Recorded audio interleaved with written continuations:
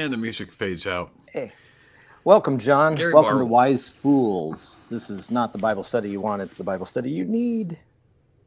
I have heard that. I've heard tell of that. Yeah. I do need Bible study. Shout out to our people. Doctor's here. Hi, Jack's wife is here. There's Ray. There's Ray Bates. Did she win anything this week? Not the well, I haven't done that part yet. I got to do it right after the show. So, She'll but she won probably- last week. Yeah. Marilyn. Hey, Marilyn. Marilyn's back after a 2-week absence, and we missed Good to her. have Marilyn back. Yeah, Sherry's here. Good to see Sherry. mask optional, she Christine. says. Mm-hmm. Yeah, Yeah, you good. can wear your mask. Oops, I meant to click on Hi, Dale Jeff Lane's here. and Nancy Manning.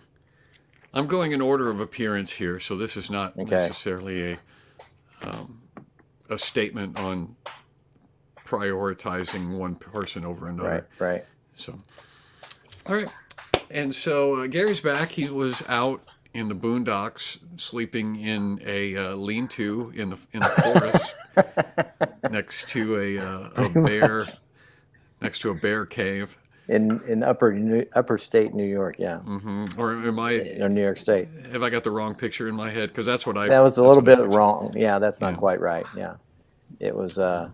I think I was on a mattress that was my age, so it was thin and hard, thin in the skin and a little hard, kind of lumpy. But that's the way I am. Thin, Anyway, so it was good to get thin-skinned back. and I got- lumpy.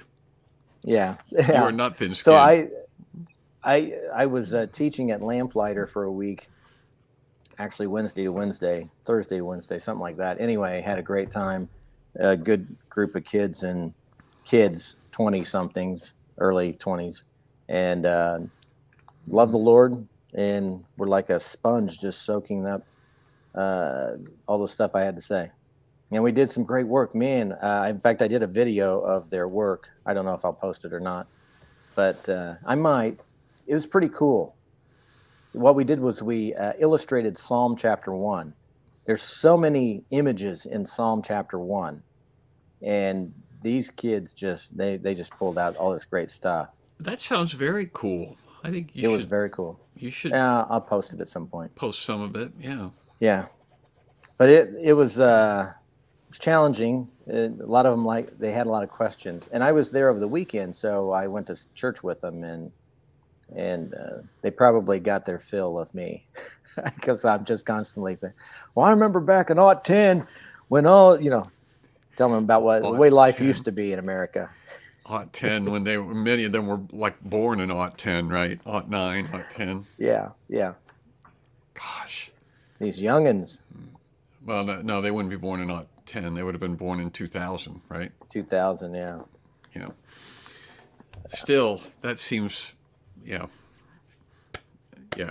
I read something a few years ago that it was like a list of things that freshmen coming into college don't know anything about, Yeah. and it was like crazy stuff. I read it, back in like in 1995 or 1998 or something like that.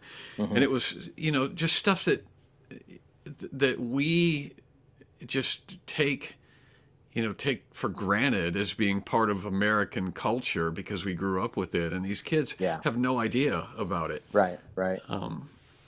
Well, like for instance, I said something about this one lady who was there. She grew up and she came from Moose Factory, Canada. It's an island. It's a 2-mile wide island in upper part of Canada. And I said, Moose Factory. That's the name of the town. Moose That's Factory. a great name. I said, do you guys have like signs of like Bullwinkle around? She said, who, what? I Right. said, Rocky and Bullwinkle. Right. Rocky and Bullwinkle. No, Right. I don't know what you're talking about. What are you talking about? Right. So I called it up, I pulled it up on YouTube. I said, yeah, right here. Check this out. Mm-hmm. Yeah, she hadn't seen it before. Yeah. Well, yeah, Rocky and Bullwinkle would be. Oh, that was back in the 60s. I mean, Yeah.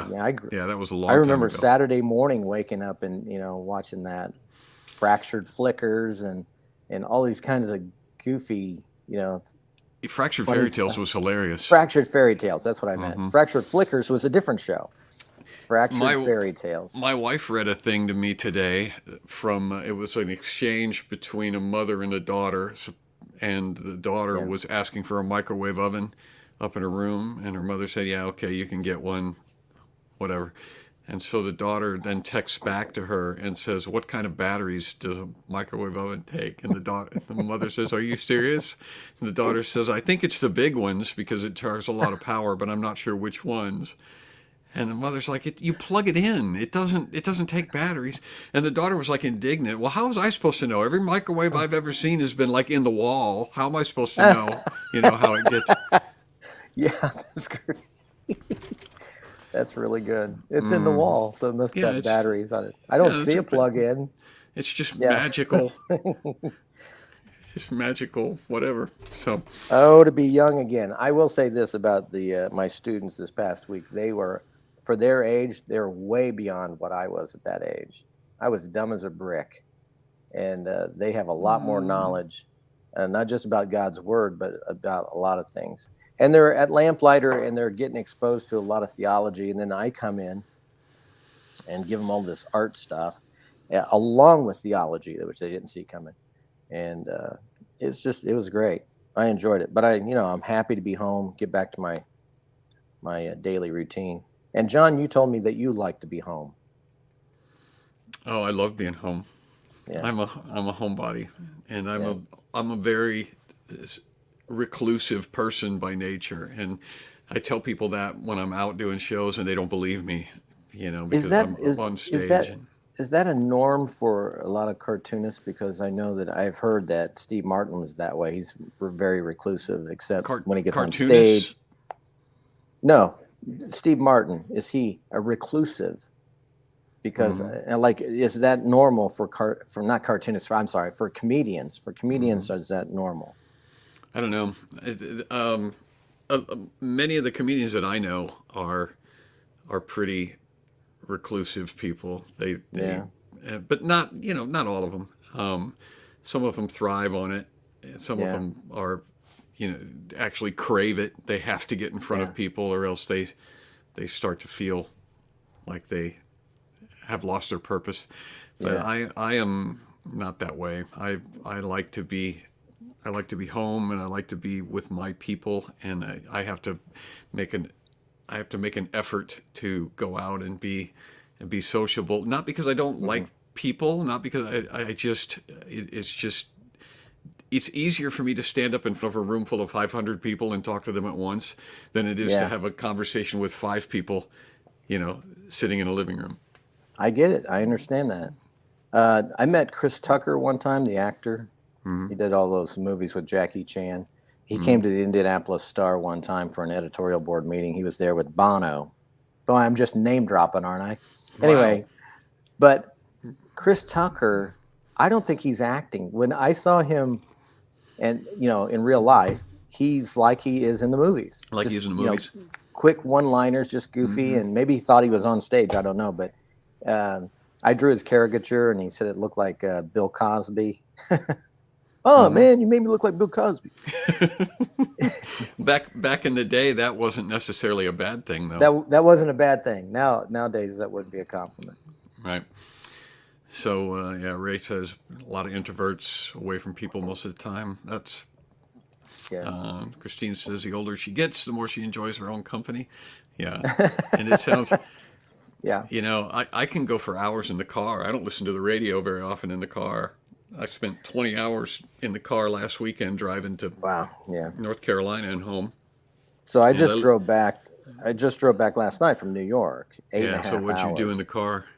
Well, I spent some time praying, and then Hmm. I spent some time driving with nothing. That was driving me crazy. So then I listened to sermons. Okay.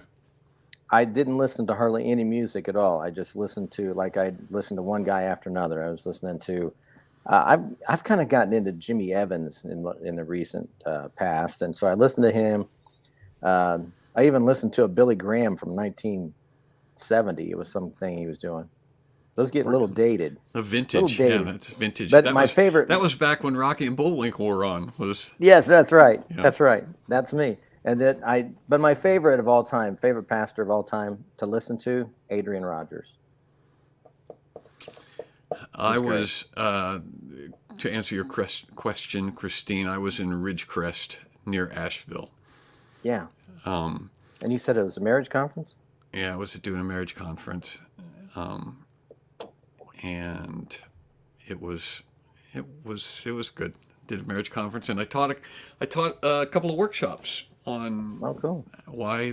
how married people can use comedy to make their marriage better, and how Christian people can use comedy to influence the culture. Those were my workshops. I wish I'd have been at that workshop. Yeah, well, I wish you were there too. It would have been nice to. No, they were fine. Cool. Everybody was friendly, and it was really fun. So Hijack Wife says that she's loved my last couple of cartoons. Never mind the hundreds and hundreds I did before that. But no, I appreciate the compliment. She said she likes my last couple of cartoons. Hijack's wife. Hijack Wife, yeah. At 7-Eleven, she wrote. I was at the Christian yoga retreat. Was that in Crest? Was that in Ridgecrest? Yeah, I didn't know about that. She was at Ridgecrest last weekend, but she wasn't at the marriage retreat, I don't think, because she would have come up and talked to me. I'm sure. Right. I'm sure she would have come up and talked to me. Okay, so we are ready to go into Genesis 14, right? Yeah. Yeah, Genesis 14. 24 verses, so we can go 12 and 12. Okay. You want to take the first part so you can read all those names? I do. I'll take the first part and butcher all of the names and leave you to do the easier part. All right, Genesis 14. About this time, war broke out in the region. King Amraphel of Babylon, King Arioch of Elasar, King Kedorlaomer of Elam, and King Tidal of Goim fought against King Bera of Sodom, King Bersha of Gomorrah, King Shinab of Admah, King Shemeber of Zeboim, and the king of Bela, also called Zor. Good job. This second group of kings joined forces in Siddim Valley, that is, the Valley of the Dead Sea.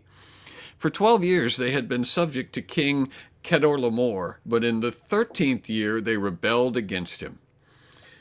1 year later, Kedorlaomer and his allies arrived and defeated the Raphites at Ashtaroth Karnaim, the Zuzites at Ham, the Emites at Sheva Kiriathaim, and the Horites at Mount Zir, as far as El Paran, at the edge of the wilderness.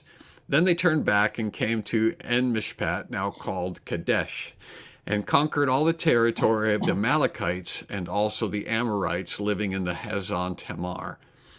Then the rebel kings of Sodom, Gomorrah, Admah, Zeboim, and Bela, also called Zor, prepared for battle in the Valley of the Dead. They fought against King Kedorlaomer of Elam, King Tidal of Goim, King Amraphel of Babylonia, and King Arioch of Elasar, 4 kings against 5. As it happened, the Valley of the Dead Sea was filled with tar pits, and as the army of the kings of Sodom and Gomorrah fled, some fell into the tar pits, while the rest escaped into the mountains. The victorious invaders then plundered Sodom and Gomorrah and headed for home, taking with them all the spoils of war and food supplies. They also captured Lot, Abram's nephew, who lived in Sodom, and carried off everything he owned. But one of Lot's men escaped and reported everything to Abram, the Hebrew, who was living near the oak grove belonging to Mamre, the Amorite. Mamre and his relatives Eshcol and Aner and were Abram's allies. When Abram heard that his nephew Lot had been captured, he mobilized 318 trained men who had been born into his household. Then he pursued Chedorlaomer's army until he caught up with them at Dan. There he divided his men and attacked during the night. Chedorlaomer's army fled, but Abram chased them as far as Hobah, north of Damascus. Abram recovered all the goods that had been taken, and he brought back his nephew Lot with his possessions and all the women and other captives. After Abram returned from his victory over Chedorlaomer and all his allies, the king of Sodom went out to meet in the valley of Sheva, that is the king's valley. And Melchizedek, the king of Salem, and a priest of God Most High, brought Abram some bread and wine. Melchizedek blessed Abram with this blessing: Blessed be Abram, the God of Most High, creator of heaven and earth, and blessed be God Most High, who has defeated your enemies for you. Then Abram gave Melchizedek a tenth of all the goods he had recovered. The king of Sodom said to Abram, give back my people who were captured, but you may keep for yourself all the goods you have recovered. Abram replied to the king of Sodom, I solemnly swear to the Lord, God Most High, creator of heaven and earth, that I will not take so much as a single thread or sandal thong from what belongs to you. Otherwise, you might say, I am the one who made Abram rich. I will accept only what my young warriors have already eaten, and I request that you give a fair share of the goods to my allies, Aner, Ashkal, and Mamre. Let's pray. Father, thank you so much for the reading of this word, and pray that you'd speak to our hearts about what you have for us. And the example of Abram and what he did in rescuing Lot, we pray that you would do that for us in our lives, and we ask it in Jesus' name, amen. All right.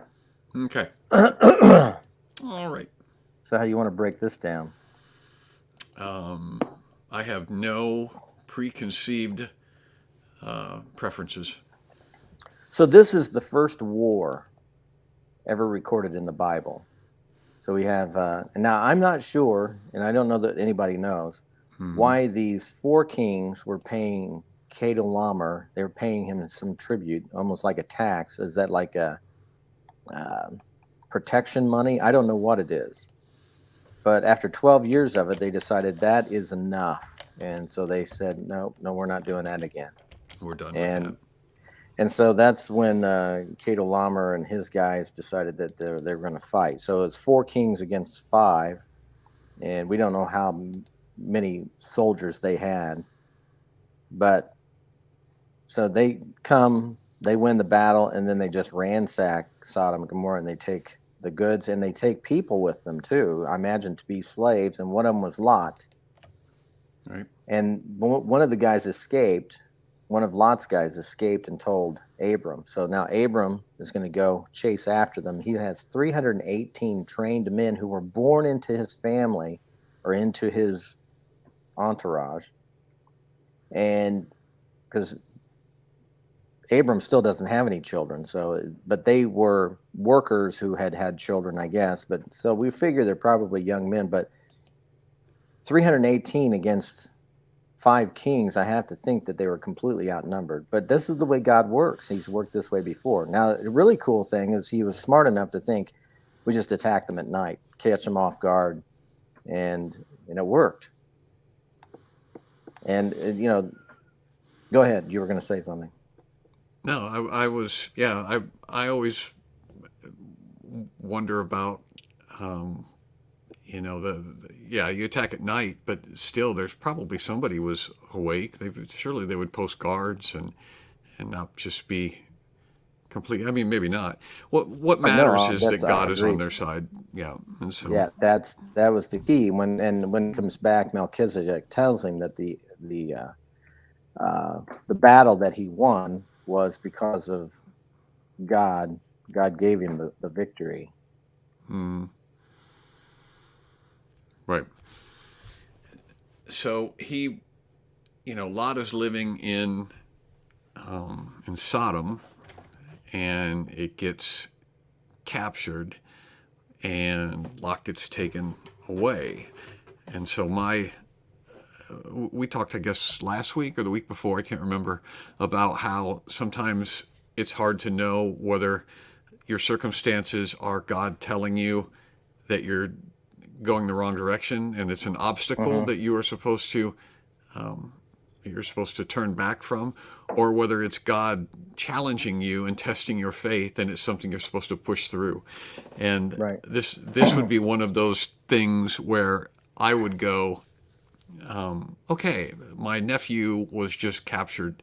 Is that God meting out some sort of punishment, or is this a thing that am I supposed to go and get him, as a Hmm. test Hmm. of faith or loyalty or whatever? And so obviously Abram So went and rescued him. Yeah. Yeah, Jeff Lane says it reminds him of Gideon, and I would agree. Gideon, he had an army. He had to whittle that thing down to 300 300. Yeah.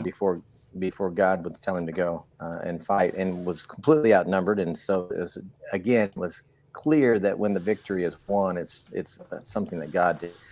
Another thing that brings to my mind is when Israel became a nation in 1948, and they were immediately attacked by these Arab armies on all sides, Hmm. way outnumbered, and yet Israel wins handily.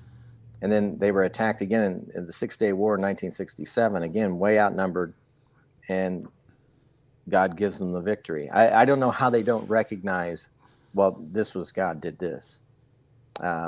Maybe some of them did, but Who doesn't recognize it? the Jewish people didn't. The I don't Jewish know if they people. did or not. Some of them probably But did. maybe they said God did it, but they're not recognized that Jesus Christ is the Messiah. Predominantly, they haven't done that yet. There is So, a there is a startling amount of lack of faith in the Old Testament, particularly when you get to the Exodus. When they're wandering around the wilderness, and hmm it's like every single day it seems like they start to grumble. This isn't the food we yeah, want. We don't have any yeah, water. We're gonna get killed by this army. Why did you bring us out of Egypt? Just so that we could die in the desert. And they say that and all they the want time. and they Yeah. wanted to go back and become slaves again. It would be better Hmm. for them to be slaves than to be out there under, following the Lord. Right. And It's so what do we, you know, what do we make of that? Because it's very easy to sit here and criticize because we're looking at the Bible and we go, oh, those Israelites, those Hebrews, where's their faith? I mean, they're looking yeah, at a pillar of fire at night. They're looking at a cloud every day. yeah. They got the tabernacle right there. They Uh, got food from heaven. They they got got the manna manna from. dropping down out of the sky. They got water gushing out of rocks. Yeah. It's like, what more do they need? But but are we that much different? No, we're not different. We're the same. Are We're all the we? same. Yeah. Are we? Every Is generation. don't we do the same thing? Don't we go? Well, yeah, we live the way we live, and I've got a roof over my head, and I've got food in the refrigerator, and I've got, I've got people around me that care about me. But still, God, wouldn't it be better? There are people who are literally in the United States asking the government to enslave them.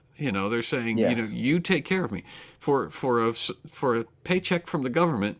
I will I will absolve. I will get rid of all my rights Yeah. if you just take care of me. I will give up my freedom. That's such a good point. Excellent point. I agree. That's where we are right now. People would rather be taken care of. I mean, the great pioneers who founded this country and went west with no guarantee of anything, and had to fight for property and went searching for gold, or put up stakes and out in the wilderness to try to grow a little bit of food, but they were all doing it on their own. They weren't asking for the government to give them a handout. uh, it's hard to believe that we came from that cloth, Hmm. because today, I found myself grumbling about the rain, because we got a bunch of rain when I was in New York. The best day was the day I left, and then today it rained all day here. It seemed like it did, but we Right got to here too. have rain, right? But my yard's like over soaked. But hey, it's better than snow. I don't like the snow at all. That's coming. Hey, one thing, this is a little bit off topic, but I just want to throw it in because I thought it was an interesting point. Somebody sent me a video of some guy, and he had all these Bibles out, and he just wanted to point out something that in Revelation chapter 13, verse 16, it talks about the mark.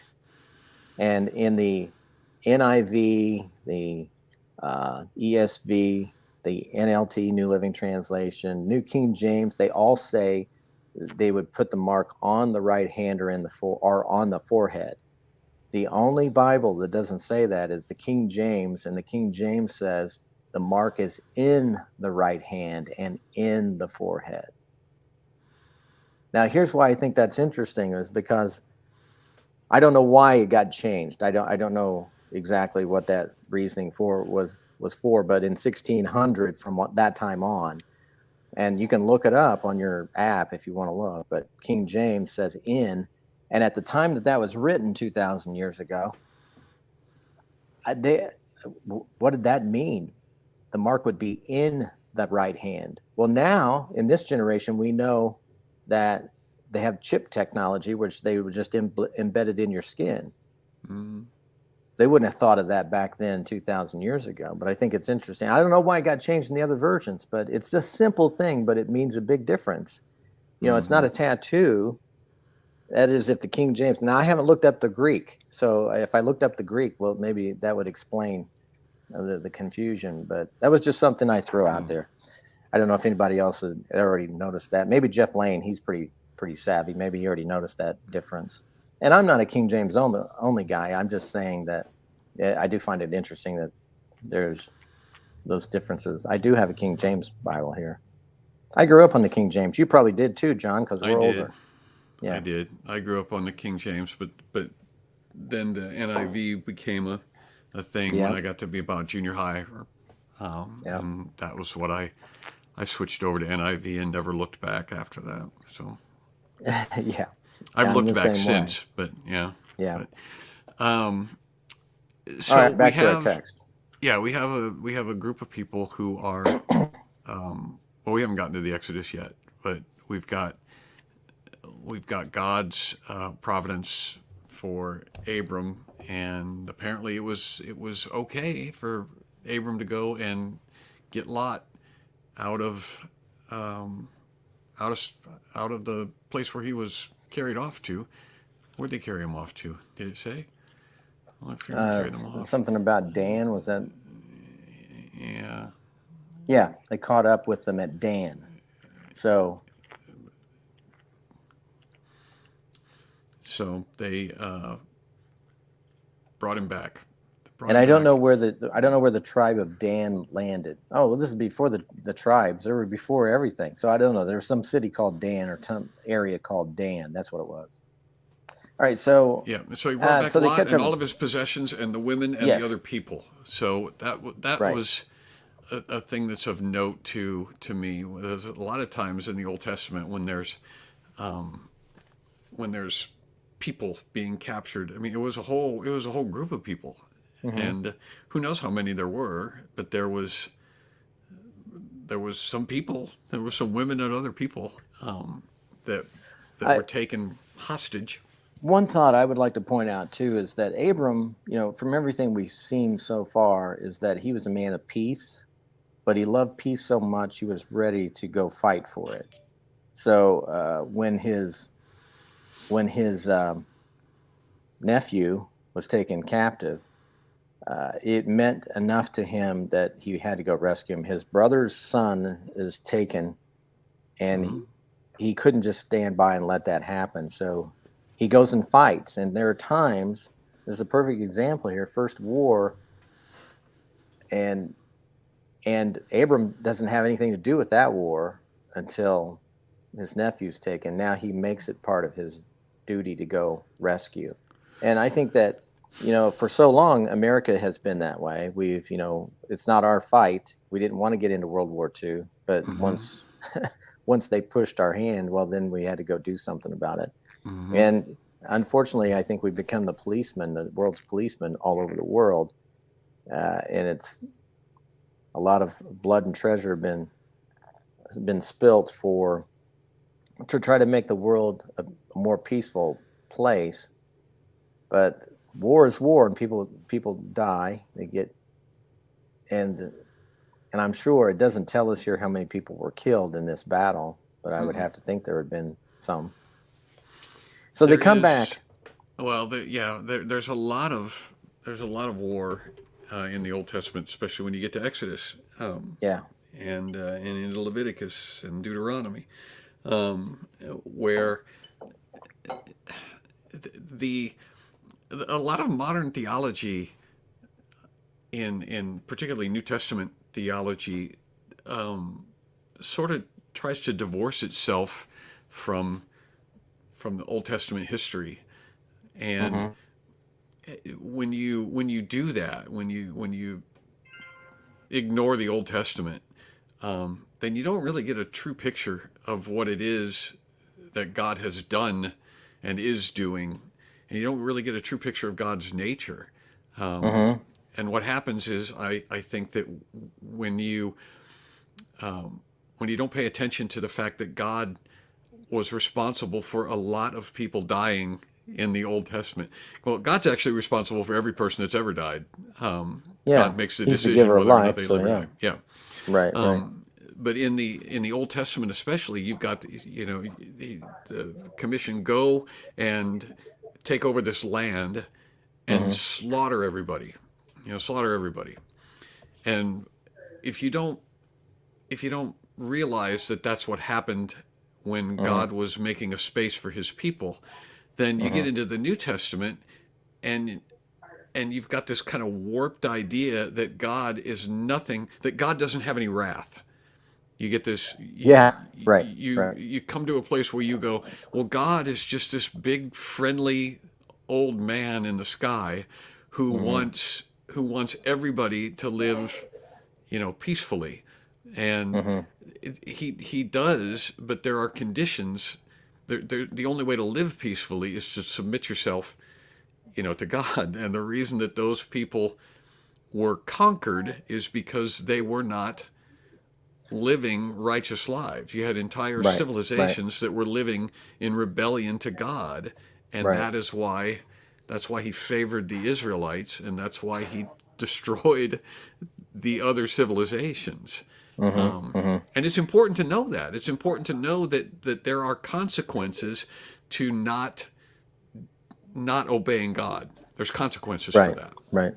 If everybody had been reading my newsletter, they would see the reasons why America is the way it is. Because I start with, I'm doing this series on 7 men who rule the world from the grave. These men are all dead, but their philosophies have continued to corrupt our society, and especially the ones that I've been writing about: Darwin, Karl Marx, uh, Julius Wellhausen. Tonight I'm writing about John Dewey.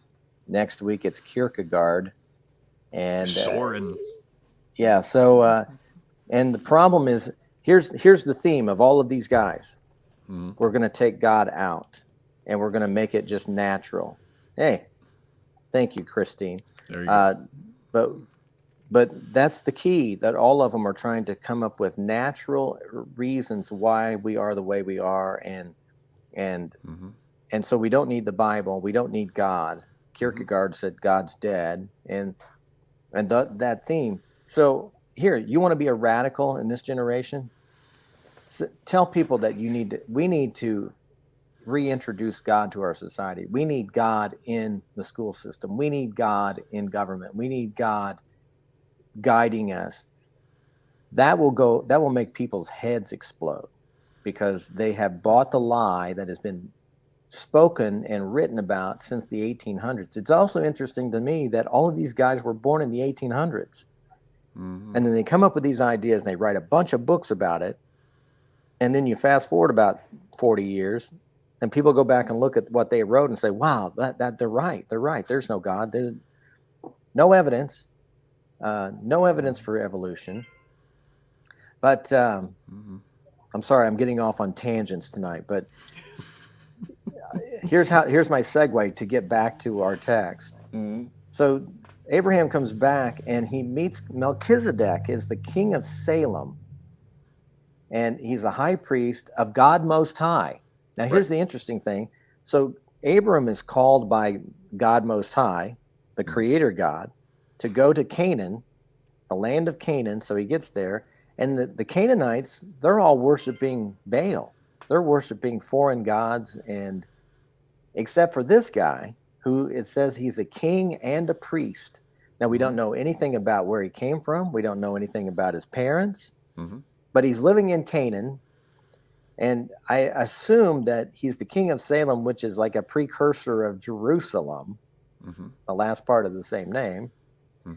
And can you pull up Hebrews chapter? So there's a couple of verses that Melchizedek is mentioned in the book of Hebrews. A lot. Yes, What do you a want? lot. Chapter 5? Yeah, chapter 5, and then we'll go to 7 after that. He's also mentioned in chapter 6, but chapter 5, specifically verse 10. 7:10? 5:10? Yeah, 7 through 10. Yeah, 5, 7. So you're already ready for this, but that's right. I was way ahead. Yep. So can you just go ahead and read that for us if you would? What do you want? Hebrews 7:10? That's what I got. Well, first of all, let's look at 5:10. Okay. Hebrews 5:10 says, although he was a son, he learned obedience from what he suffered, and once made perfect, he became the source of eternal salvation to all who obey him, and was designated by God to be high priest in the order of Melchizedek. Here's the interesting twist. Jerusalem, the Israelites, you're going to see later, they have a kingly line, which was the line of Judah, and then they have a priestly line, which is the line of Levi. Correct. But you don't have any king and priest. It's not both. But here's the guy, Melchizedek, which you don't know anything about, other than he claims to be king, priestly king, and Jesus is a king and a priest. So he was in the kingly line of Judah, but he's also called our high priest, and in the order of Melchizedek is what that verse says. So the writer of Hebrews is now using Melchizedek as an example of being a king and a priest at the same time. Now, so if you go to chapter 6, it says there, it says something in verse 20, it says, where our forerunner Jesus has entered on our behalf, he's become a high priest forever in the order of Melchizedek. And then chapter 7, if you go to 7, verse 1 specifically, if you go there and look at that. Yep.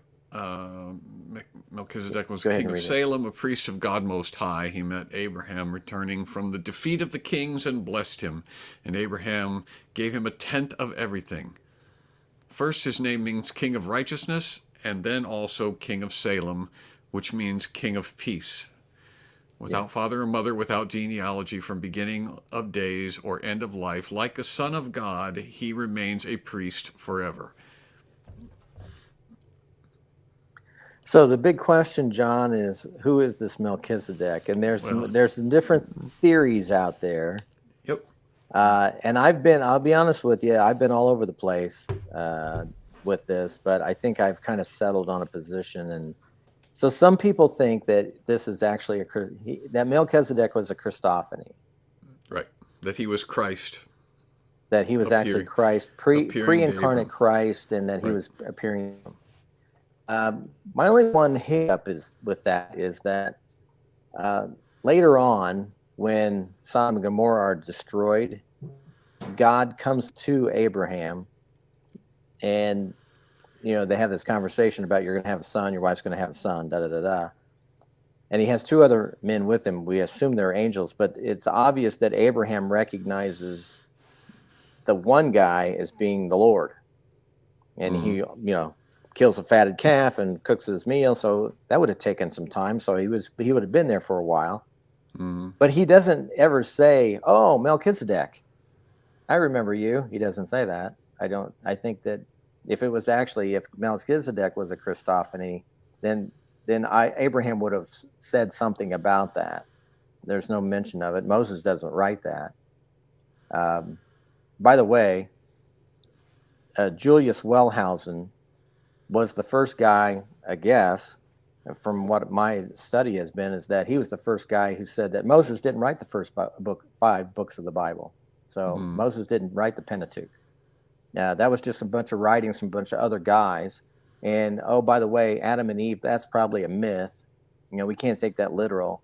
So he introduced liberal religion into the Bible. You can't, he believed that Exodus was good history, but he didn't believe that a lot of stuff in Genesis you could trust. And that just sows doubt in people who haven't really studied it for themselves to decide, okay, this is really the Word of God. And that's the same thing that Satan does. He knows Scripture enough, and then he twists it and then causes people to doubt, which causes them to not follow it. And oh, you didn't mute it. I was trying to, but I couldn't get there in time. You couldn't get there fast enough. So that's one theory, that Melchizedek is Christoph. The other theory is that he is actually, just as God had revealed himself to Abraham, or Abram at the time, that he must have done the same thing for Melchizedek, because Melchizedek believes in the God Most High, the creator of the universe. Right. And so that this guy would have been a Canaanite king and a priest at the same time, that God just raised up, and specifically for this. And then he's used in the book of Hebrews to explain why Jesus is both our king and priest. Right. So there's a lot that's not really explained. It's just yes, Melchizedek. That's right. Melchizedek comes out, and here he is. Melchizedek comes out. Abraham gives him a tent, and that's just basically all we're told. There's no backstory. There's no connection, and there's nothing. But he is. And then in Hebrews, it mentions that he's a high priest in the order of Melchizedek. And as you pointed out, there was no order of Melchizedek that was right. that we are told about. It's the Levites. The Levites are the priests. And he is made, and it is emphasized over and over again that he is a priest, basically forever. He's a priest for all time. Right. He's right. eternal. Right. In the order of Melchizedek. And so it's a different kind of priesthood than what the Levites are perpetuating, because the Levites, they got old and they had to pass the torch. But that's basically what Hebrews is saying. Hebrews is saying what we have now is so much better than what they had back then, because the priests would have to train new priests, because they would get old and they would die, and they would and they would commit sins, and the earth would open up and swallow some of them. And that sort of thing happened from time to time. But now, because we have Melchizedek, it is for all time. It is a priesthood that is going to last forever, and we don't need another priest. I think the writer of Hebrews is answering this question that Hebrews might have, and that is, okay, Jesus, we know, he would have been in the line of Judah. Okay, he's the son of David. Okay, he's qualified to be king, but not priest, because he would have to be of the line of the Levites. Well, look at Hebrews chapter 7, verse 11, and it says, if perfection could have been attained through the Levitical priesthood, and indeed law given to the people established that priesthood, why was there still a need for another priest to come? One in the order of Melchizedek, not in the order of Aaron. Right. And it's what God is saying here is that I set this system up for you, but the true priest and king doesn't have a beginning. And it's interesting that Melchizedek is before Moses, it's before the law. Right. And notice that tithing, giving a tenth, is before the law that said you have to give a tenth.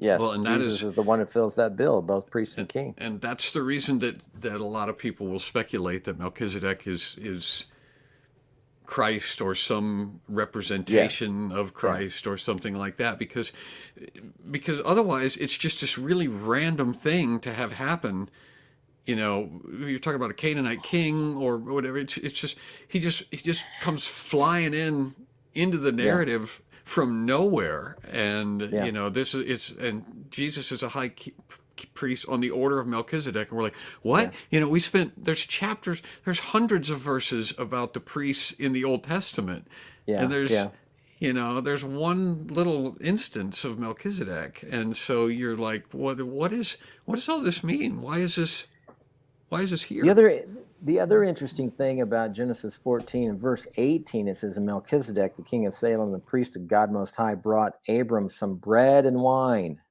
So there we have the communion. Basically, that's what we usually offer for communion. So you got the bread and the wine, and this again is way before uh, the Levitical law had been given. This is before Moses has come along and written what God said to do. This is way before Passover. And I don't know if anybody noticed it, but on my screen, John is frozen. I'm sorry about that, John. Or maybe no one even sees me. I don't know. Uh, but I don't see. I'm just continuing. Maybe frozen. Everybody else is live.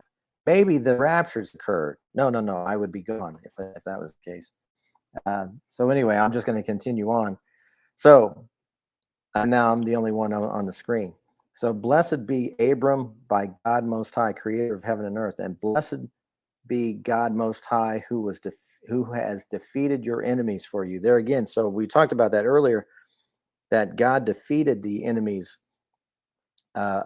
for him, and this is what he's identifying, and that so he gives credit to God having done this for him. One of the things that says to me too is that Lot needed rescue. So in that way, we could say that Abram was a type of Christ who came to rescue us. So in this case, he's rescuing his nephew, and I think we represent or we identify with Lot. Uh, we are in a broken world, and just as Lot was in Sodom, and Sodom was kind of it's like our culture today. In fact, in Hebrews, it says that he was a, a man who was like crushed by the people around him because of all of the sin had just crushed him. And so he needed saving, and we needed saving. So Abraham is a type of Christ in that he goes and saves him, and Jesus comes to this earth to save us from our sins, and then proves it by rising from the dead. So, yeah, and then Chris points out that Sodom equals like Egypt, the world, and that's true. You can see today in our culture, I don't think there's ever been a time in my life where the world is not more like Sodom than it is today. Uh, can I get a witness for that? So we are looking forward to the Redeemer. One other thing too, there was one guy who escaped to tell Abram that Lot had been taken captive, and that guy respond. I mean, that when he comes to tell Abram, well, Abram automatically is going to go save his nephew. So the king of Sodom, he comes out to Abram. Oh, John's back. The king of Sodom comes out to Abram and says, "Hey, just give me my people back, and you can keep all the treasure that they took from us." And I think it's interesting, Abram's response here, because he says, "I'm not going to keep anything, not even a thread or a sandal lace, because I don't want you or anybody thinking that you made me rich." Now, before this happened, Abram was already rich. We already read about that. And it could be that maybe some people were saying, well, the king of Egypt made you rich because you went down there, he gave you a bunch of stuff, and then he told you to get out, and you came back with all this cattle and lambs and everything. It may be, I don't know, but he gives all the stuff back to the king of Sodom, doesn't keep it. And the only thing he said was, let my men who have already eaten stuff keep that, and then give them a little bit. It says here, and I request that you give a fair share of the goods to my allies. Those were the allies who, I guess, came to fight with them. And we already read about those kings, and they'd already lost badly before. So the word fair share there, It's I what? get so the words fair share. He says there in verse 24, I request that you give a fair share of the goods. What is a fair share? I don't know what a fair share is. The president's constantly talking about he wants people to pay their fair share, and then he whispers it, pay your fair share. Right. I don't know what that is. I think I heard this afternoon, and I haven't looked it up. I should, but the really top wealthy are paying like 65% in tax. And if they get out of paying tax, you always hear about so-and-so, this corporation didn't pay any tax. Well, if they're not paying any tax, it's got to be because you guys set up the laws so they could get around it. So change your laws, change your tax laws. Then the reason they have those laws set up is so they can all get around it. You get enough lawyers on your side, and they can find all kinds of loopholes. Right. So that's your own fault. But the idea right now that the president got out and spoke today, he wants us to pass this $3.5 trillion package.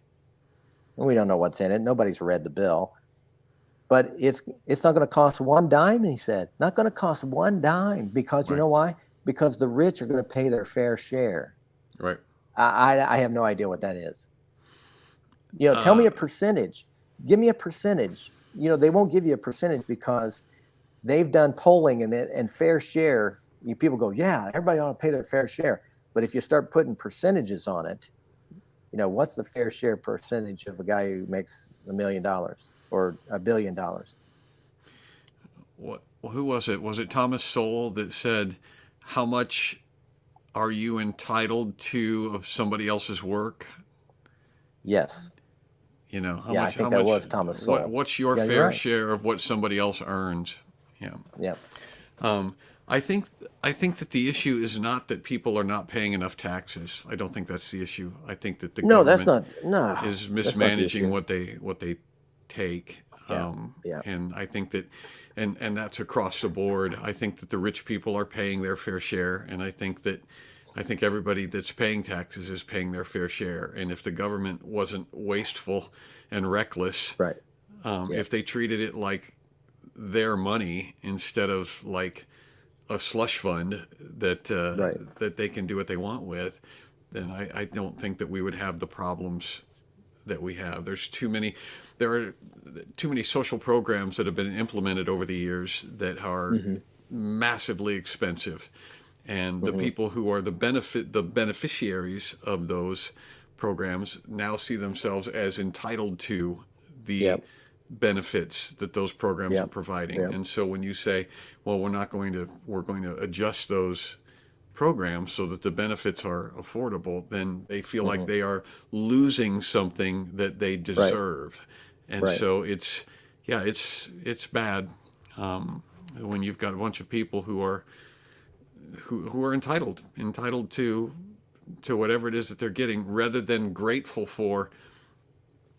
We had a situation in our family years ago when there was a guy that went to our church, was a dentist, and he, out of the goodness of his heart, was providing free dental care to the people in the church who he saw as, like Sunday school teachers and the staff and the people who were providing some sort of service at the church. He would just give them free dental care. So you could go in and get your teeth cleaned, you do fillings, extraction, whatever. And I would always go to pay, and then the bill would always be zero. And he was super generous. Well, he retired a few years ago, and so now the people who he sold a practice to, they're not doing free dental care anymore. Right. And there were some people at our church who were like bent out of shape about that. There was staff who were like, well, what are we going to do now for dental care? And I said, well, you're going to do what everybody else does. You're going to pay for dental care. Well, but that's, it's expensive. And it's like, yeah, it is. Yeah. But that's not, but once there's so many people that once they get used to having something given to them, I then they're not know. grateful for it anymore. They don't I appreciate it know. anymore. I know. Now they're upset because this thing that they were getting as a gift is no longer being given. And so like, Yeah. well, wait a second. Well, that's not fair. I'm going to have to I'm going to have to pay to have my teeth cleaned. That costs a lot of money. And it's And like, yes, it that does. perfectly illustrates human nature. Yeah. Well, So what was a gift became an expectation, or it became an right, entitlement. right. And so when the guy retires, then they expect the next generation of people who now have bought the practice, and now they have to pay for that practice, and they're just going to start giving out free care. That doesn't make Right. any Well, sense. one of the guys who was actually an elder in leadership at the time when we hired one of our staff members made the promise. He said, "Oh yeah, you get free dental care when you come on staff here." Well, that that's not his place to say that. That's This right. That's not his this place. dentist was doing it of his own free will, but this is what the Right. government does. The government said, "Oh, you're going to get free Yeah. stuff." Well, where am I going to get free stuff? Well, we're going to take it. We're going to take money away from these people, Yeah. these other people, and we're Yeah. going to give you free Right. stuff. It's like that's not your place to do that. I agree. You can't be generous with other people's resources. That's not right. And that's what Milton Friedman talked about. It's easy to spend other people's money, Mm-hmm. and when there's no accountability for it, you never they pass a bill. They say they're going to spend this many trillions of dollars or billions of dollars on this, or hundred billions of dollars. There's never any accounting. You never know where the money goes to, and I'm sure it went into the pockets of a bunch of people, and they got rich and got to buy more houses. But there's never any, and the government never gets graded on results. So it's how many more people are on food stamps, not how many people get off of food stamps, because now you've provided for them to get a job so they can provide for themselves. It's always, oh well, we're giving more people, so we're spending more money on food stamps to help people. Mm-hmm. It is, and we've created an entitlement society. And like Christine says that the government equals entitlement equals idols. And that's how they make government an idol. And that's how they know that they're going to get reelected, because they give all these people a bunch of stuff. And then the voters who are getting stuff are told, if you don't vote for those people, keep them in there, that other party's going to take all your stuff away. Right. Right. And that's how we get in. That's how we commit national suicide. It's greed. It's greed It and is. selfishness. It is. And it I loved starts it when with you. It doesn't start with the political party, and it doesn't start with the president, and it doesn't start with Congress. It starts with me. It starts with me saying, I am not entitled to this. This is not my money. These right. are not my resources. And therefore I'm going to not partake. We didn't fill out we qualified for reduced lunches. We actually qualified for free lunches when our kids were in school for a couple of years when they went to public school before we started homeschooling them. And we got a form, and it was like, fill this out and you get free lunches. And it's like, well, why wouldn't you do that? It's because we don't need it. Just because Yeah. we have access to free lunches doesn't mean that we should take free lunches. Right. We can afford whatever it is, $1.25, Yeah. for a lunch for kids, or they can pack their lunch and take it. But the idea that we're just going to take it because it's available Yeah. is wrong. It's dishonest. There was a short period of time when I was 21 and I was between jobs, and I qualified for unemployment. And so I signed up, and I was getting $85 a week unemployment. And then I got a job. I was working at the Indianapolis News. So at some point, the unemployment office calls me and says, "We have your check. You need to come pick it up." I said, "Well, I have a job. I don't need a check." "But we have the check. It's signed to you. You need to come pick it up." I said, "I don't want it. Keep it, because I already have a job," and I didn't Right. go get it. But she was trying to argue with me. I need to come. Just come and get this money. Yeah. No. The whole point is that's to tie you over till you get a job. I have a job. Right. And Nope. that's the thing. So and the person who called me, it's not their money. No. They just got to clear it off their books, this came in, it's got your name on. Well, I just got to get rid of it. They didn't know what to do with it. No, they don't know what to do with people who won't take their money either. Yeah, and that's the problem we have now. Well, this chapter we're done, and it's 8:00, and I got to go teach a I appreciate class. you made some good points tonight. I appreciate it. That's a great story about the dentist. It's a true story. All right, And next week. It's like a little parable of what has happened to us nationally. Mm-hmm. Yeah. Next week, chapter 15. Chapter 15. All right. Thanks.